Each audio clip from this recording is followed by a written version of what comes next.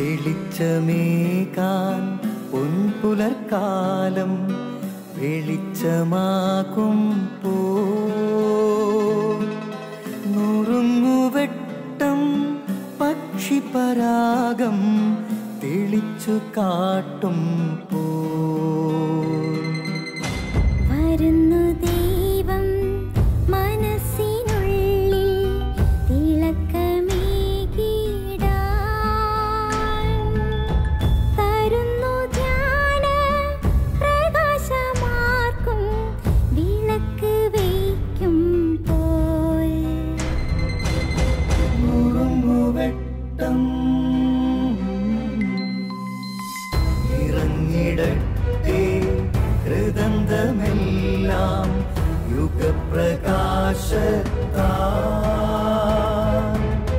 മറഞ്ഞിടട്ടെ മനാന്ധകാരം യുഗപ്രസാദത്താൽ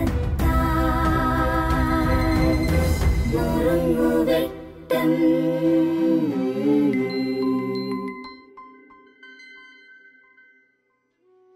ലോകം കണ്ട ഏറ്റവും വലിയ നിരീശ്വരവാദിയാണ് ഫ്രെഡറിക് നീഷെ. തൻ്റെ അവസാന കാലത്ത് നീഷെ ഇപ്രകാരം പറഞ്ഞു: മനുഷ്യന് ഒരു സ്നേഹിതന് ആവശ്യമാണ്. ഒന്നുകിൽ ദൈവം, അല്ലെങ്കിൽ മനുഷ്യൻ. എനിക്ക് സ്നേഹിതനായി ആരുമില്ല, ദൈവവുമില്ല, മനുഷ്യനുമില്ല. നിരാശയോടെയാണ് ഫ്രെഡറിക് നീഷെ കടന്നുപോയത്. ഇതിന് സമാനമായ മറ്റൊരു സംഭവമുണ്ട്. പ്രസിദ്ധ കവി ചങ്ങമ്പുഴയുടെ സുഹൃത്ത് ഇടപ്പള്ളി രാഘവൻ, അദ്ദേഹം ആത്മഹത്യ ചെയ്തതാണ്. ആത്മഹത്യാക്കുറിപ്പിൽ അദ്ദേഹം ഇപ്രകാരം എഴുതി വെച്ചു: മനുഷ്യജീവിതത്തിൽ അർത്ഥം തരുന്ന ചില കാര്യങ്ങളുണ്ട്.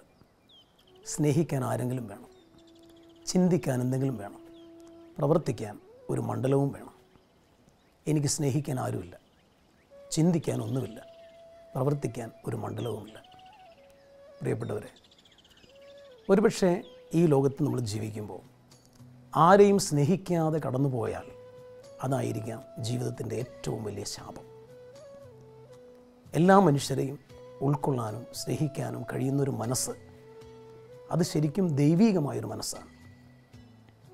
കാരണം ദൈവം മനുഷ്യനെ സൃഷ്ടിക്കുമ്പോൾ ദൈവത്തിൻ്റെ വിശുദ്ധിയിൽ നിന്നും, ദൈവത്തിൻ്റെ ജ്ഞാനത്തിൽ നിന്നും, ദൈവത്തിൻ്റെ സ്നേഹത്തിൽ നിന്നും, അതുപോലെ ദൈവത്തിൻ്റെ സാദൃശ്യത്തിൽ നിന്നുമൊക്കെ കുറേശ്ശെ എടുത്താണ് മനുഷ്യന് രൂപം കൊടുത്തത് എന്നാണ് മനസ്സിലാക്കേണ്ടത്.